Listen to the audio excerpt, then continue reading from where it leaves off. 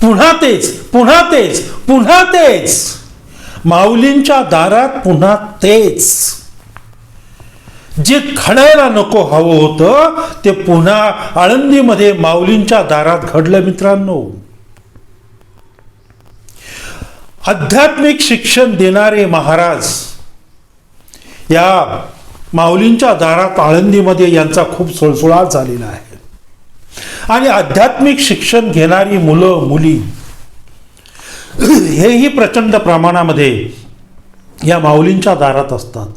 आणि याच आध्यात्मिक शिक्षण देणाऱ्या एका महाराजांनी आध्यात्मिक शिक्षण घेणाऱ्या एका मुलीचा विनयभंग केला अगदी अलीकडेच. पाहूया नेमकी सत्य घटना काय आहे ती. मरण म्हणजे काय रे भाऊ या सदरामध्ये जी सत्य घटना आपण आज पाहणार आहोत, या सत्य घटनेचं नाव आहे माऊलींच्या दारात पुन्हा तेच. चला तर पाहूया नेमकं काय झालं ते. मित्रांनो नमस्कार, मी दिलीप थोरात आणि तुम्ही पाहत आहात माझे दिलीप थोरात ब्लॉग्स हे यूट्यूब चॅनेल. मित्रांनो चॅनेलवर जर नवीन असाल तर चॅनेलला सबस्क्राईब मात्र नक्की करा आणि व्हिडिओ जर आवडला तर व्हिडिओला लाईक आणि शेअर मात्र करायला विसरू नका, कारण असे खूप खूप इंटरेस्टिंग व्हिडिओ आपल्याला या माध्यमातून पाहायला मिळणार आहेत. चला तर पाहूया नेमकी सत्य घटना काय घडली. एकाच महिन्यात मित्रांनो या प्रकारच्या घटना या आळंदीमध्ये 2 वेळा घडल्या. हे जे काही आध्यात्मिक गुरु आहेत हे लैंगिक वासनेला हपापलेले गुरु आहेत. अर्थात हे विधान मी सर्व गुरूंबद्दल करत नाही मित्रांनो. आहेत काही किडे आहेत हे लैंगिक वासनेला हपापलेले आहेत आणि त्याचे दुष्परिणाम आपल्या सगळ्या या विद्यार्थ्यांवर, या समाजावर, या भारतावर होत असतात. याला वेळीच आवर घातला पाहिजे मित्रांनो. अर्थात एका महाराजामुळे सर्व ही महाराज जात बदनाम होते हा भाग वेगळा, त्याला विलाज नाही. परंतु 14-15 जानेवारीच्या दरम्यान मित्रांनो अशीच एक घटना या आळंदीमध्ये घडली. बहिणीकडे पाहुणा म्हणून आलेला तिचा भाऊ 4 दिवस तो बहिणीकडे राहतो आणि या बहिणीच्या मिस्टरांची ही आध्यात्मिक शाळा असते लहान मुलांना मुलींना शिकवण्याची. तर या पाहुण्याने या बहिणीच्या शाळेमध्ये 2 मुलांवर, अल्पवयीन मुलांवर अनैसर्गिक अत्याचार केला. अगदी 14-15 जानेवारीच्या दरम्यान माझ्या मते ही घटना घडलेली आहे. आणि पुन्हा त्याच घटनेची पुनरावृत्ती थोड्या वेगळ्या प्रमाणामध्ये आज पुन्हा घडते 14-15 दिवसानंतर. ह्या महाराजांनी या अल्पवयीन मुलीचा विनयभंग केला आणि हा विनयभंग मित्रांनो एकदा नाही केला, तो जवळजवळ 4 ते 5 महिन्यापासून हा महाराज या मुलीचा विनयभंग करत होता आणि तोही माऊलींच्या दारात. मित्रांनो 16 जानेवारीला मी एक व्हिडिओ टाकलेला आहे याच चॅनेलवर आणि या व्हिडिओचं नाव आहे माऊलींच्या दारात लैंगिक अत्याचार. मित्रांनो तो जरूर पहा की या माऊलींच्या नावाखाली माऊलींना जर हे सगळं कळालं असेल तर माऊली जिथे कुठे असतील त्यांना किती यातना झाल्या असतील. तर या माऊलींच्या दारामध्ये ज्या काही आध्यात्मिक शिक्षण देणाऱ्या ज्या काही शाळा आहेत, आध्यात्मिक शिक्षण देणारे जे काही गुरु आहेत, तर या शाळांमध्ये काय रासक्रीडा चालली जाते हे या व्हिडिओमधून आपल्या समोर आणण्याचा मी प्रयत्न करत आहोत. तर मित्रांनो आध्यात्मिक शिक्षण देणारा हा गुरु किंवा महाराज, त्याला महाराज हेच नाव देऊ कारण नावं ओपन करणं ठीक नाही आहे.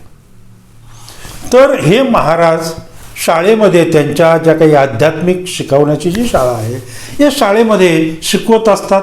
तिथे अनेक लहान मुले मुली शिक्षण घेत असतात, आध्यात्मिक शिक्षण घेत असतात आणि असं पुढे चालू असतं.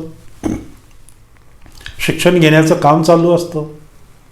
आणि या महाराजांचं काम असतं की आपल्या या भारत देशासाठी, महाराष्ट्रासाठी एक चांगले नागरिक घडवण्याचं काम या महाराजांचं असतं. परंतु हे महाराज काय काय वेगवेगळे धंदे करतात तो भाग वेगळाच. आता ही जी मुलं इथं शिकायला येत असतात, ही मुलं ही चांगलं काहीतरी बनायचं, आपल्या आयुष्यामध्ये चांगलं काहीतरी बनवून दाखवायचं या उद्देशाने आध्यात्मिक शिक्षण घेण्यासाठी आलेले असतात मित्रांनो. आणि हे आध्यात्मिक शिक्षण घेता घेता आपला मार्ग, आपलं आयुष्य कसं सुकर होईल याच्याकडे या मुलांचं लक्ष असतं. परंतु हे जे काही महाराज मंडळी आहेत त्यातले काही महाराज जे आहेत ते अगदी आपापलेले आहेत. तर या महाराजांची नजर जाते एका 13 वर्षीय मुलीवर, त्यांच्या शाळेतल्या. तर ही 13 वर्षाची जी मुलगी आहे तिच्यावर त्या महाराजांची तिरकी नजर जाते. आणि हे महाराज त्या मुलीला सप्टेंबर 2024 पासून सतत त्रास देत असतात. ते अगदी काल परवापर्यंत सतत त्रास देत असतात, सतत विनयभंग करण्याचा प्रयत्न करत असतात. कसा तो आता पुढे पाहूया. हा महाराज शिक्षणाच्या नावाखाली या मुलीला नको नको तिथे स्पर्श करू लागला. नको नको तिथे स्पर्श करताना तिला चापट्या मारू लागला. आता ह्या चापट्या काही प्रेमाच्या असतील किंवा काही रागाच्याही असतील, ते महाराजांनाच माहिती. आणि हे चापट्या मारताना त्याचा उद्देश एक होता की या मुलीला कसंही प्रेमाने असेल किंवा रागाने असेल, धाक धपटशाही दाखवून असेल, काही असो, पण आपल्यामध्ये तिला वश करायचं, आपण तिला वश करायचं. हा सगळा महाराजांचा तो प्रयत्न होता. आणि ही मुलगी, हा जो काही महाराजांचा जो प्रयत्न आहे विनयभंग करायचा, ती मुलगी सतत 5 महिने भोगत होती मित्रांनो, सहन करीत होती मित्रांनो. तिला काही सुचतच नव्हतं, कारण ती शिक्षण घेण्यासाठी आली होती. आणि त्याच्यामध्ये पहिले काही दिवस तर हे महाराज नेमके काय चापट्या काय मारतात, काय काय करतात, काय काय करतात, नको तिथं स्पर्श करतात. ती अगदी बिचारी लहान 13 वर्षाची मुलगी ती प्रांजळपणे अगदी मोकळ्या मनाने ती वावरत होती, अभ्यास करत होती. पण ज्या वेळेला तिच्या लक्षात आलं की नाही, या महाराजांची नीती चांगली नाहीये, या महाराजांची नजर चांगली नाहीये, त्यावेळेला तिने ताबडतोब आपल्या आईला फोन केला. हे सतत 5 महिने चालू होतं मित्रांनो. आणि ही मुलगी सतत 5 महिने हे अत्याचार सहन करत होती. या अध्यात्माच्या नावाखाली काय काय बाजार मांडला जातो हे मी अनेक व्हिडिओमध्ये कथन केलेले आहे.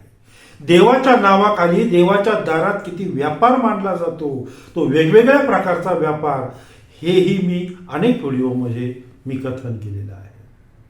अरे लाज वाटत नाही या महात्म्यांना. या महात्म्यांनी कुठं नेऊन ठेवलंय आपला देव, कुठं नेऊन ठेवलाय. देवाच्या दारामध्ये जे जे काही चालतं ना ते अक्षरशः किळसवानं ओंगळवानं आहे. आणि हे विदारक सत्य मित्रांनो, हे सत्य आपल्याला नाकारून चालणार नाही. अगदी अगदी छोटंसं उदाहरण देतो. म्हणजे आता कुंभमेळा चालू आहे. या कुंभमेळ्यामध्ये कितीतरी बोगस साधू वावरताना दिसतात, कितीतरी. ते त्याच्या कितीतरी व्हिडिओज पाहायला मिळतात. असं म्हणे ती एक सुंदर स्त्री या कुंभमेळ्याच्या सगळ्या गर्दीमध्ये आली आणि तिथे भीक मागू लागली. आता स्त्री सुंदर, त्यामुळं तिला भीक चांगली भेटली. ही भीक मागून तिने कुंभमेळ्यामध्ये बऱ्यापैकी माया जमा केली. आणि ही माया जमा करून ही सुंदर स्त्री पुन्हा आपल्या घरी गेली आणि मटणाच्या, चिकनच्या काय काय पार्ट्या करू लागली.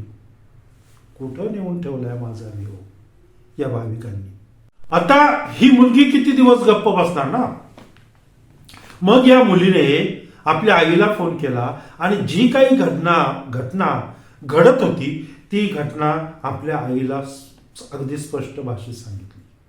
आई धावत आली आळंदीत आणि 24 जानेवारीच्या रात्री 12:15च्या सुमारास आईने या महाराजांविरुद्ध पोलीस ठाण्यामध्ये पोक्सो अंतर्गत गुन्हा दाखल केला. मी माझ्या माऊलींच्या दारात लैंगिक अत्याचार या व्हिडिओमध्ये अनेक वेळा कथन केलेलं आहे की मित्रांनो, या ज्या काही आळंदीमधल्या ज्या काही संस्था आहेत, ज्या शिक्षण संस्था आहेत, या शिक्षण संस्थेचं ऑडिट झालं पाहिजे.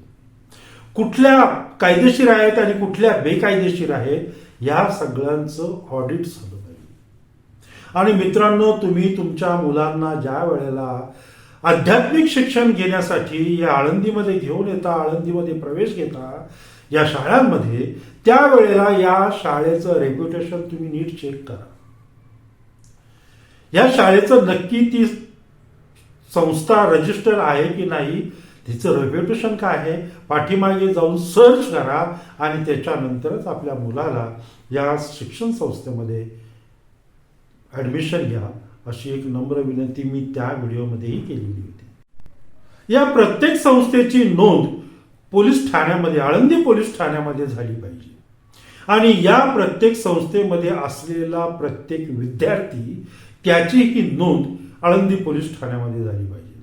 आणि या आळंदी पोलीस ठाण्याने प्रत्येक महिन्याला एकदा तरी या संस्थांना भेटी दिल्या पाहिजेत. ही जी संस्थेमध्ये जी मुलं आहेत त्यांना भेटी दिल्या पाहिजेत. त्यामुळं काय होईल की या महाराजांवर थोडासा अंकुश निर्माण होईल. आज यांच्यावर कुणाचाच अंकुश राहिलेला नाहीये. जर पोलीस प्रत्येक महिन्याला आपल्या संस्थेमध्ये यायला लागले आणि विचारपूस करायला लागले तर त्या संस्थेत शिकत असलेली जी मुलं आहेत ती मुलंही आज नाही पण उद्या ही नक्की काही जर घटना घडली तर ते पोलिसांपर्यंत 100% बोलू शकतील. आणि उद्या काही वेगळी घटना घडण्याच्या अगोदर हा प्रकार उघडकीला येईल आणि वाईट घटना घडणार नाही, असं मी मागच्या व्हिडिओमध्येही सांगितलं होतं आणि आजही सांगतोय. मित्रांनो, या आध्यात्मिक शिक्षण देणाऱ्या ज्या काही संस्था आहेत, आळंदी असेल किंवा इतर कुठल्या असतील, आणि आपल्या ज्या काही शाळा आहेत, शिक्षण संस्था आहेत, कॉलेज आहेत, या ठिकाणी बलात्कार, विनयभंग वगैरे वगैरे या प्रकारचे प्रचंड प्रमाणात वाढ झालेली आहे. असे गुन्हे घडण्यासाठी खूप तिथे वाढ झालेली आहे. त्यामुळं आपल्या पाल्याला ज्या वेळेला तुम्हाला अशा संस्थांमध्ये टाकायचं असेल त्यावेळेला त्या संस्थेची पूर्ण चौकशी करा मित्रांनो. त्या संस्थेची पोलीस स्टेशनला जाऊन चौकशी करा मित्रांनो, आणि नंतरच आपण आपल्या पाल्याला त्या संस्थेमध्ये ॲडमिशन घ्या. मित्रांनो, आता इथेच थांबतोय. पुन्हा लवकरच येतोय तुम्हाला भेटायला एक नवीन सत्य घटना घेऊन पुढच्या गुरुवारी, म्हणजे येणाऱ्या गुरुवारी. तोपर्यंत नमस्कार मित्रांनो.